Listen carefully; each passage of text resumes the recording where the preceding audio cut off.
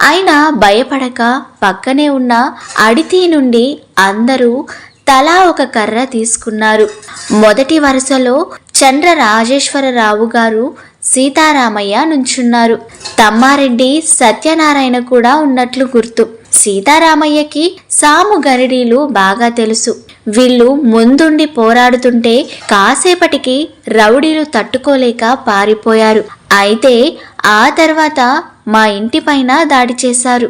గర్భవతినైన నన్ను మా అత్తగారు పక్క ఇంటికి పంపి పార్టీ యువకులకు దాడి జరిగిన సంగతి తెలియజేశారు. ఆత్మశక్తి, ప్రజాబలం ఉన్న మా వాళ్లను చూసి రౌడీలు చివరకు పారిపోయారు.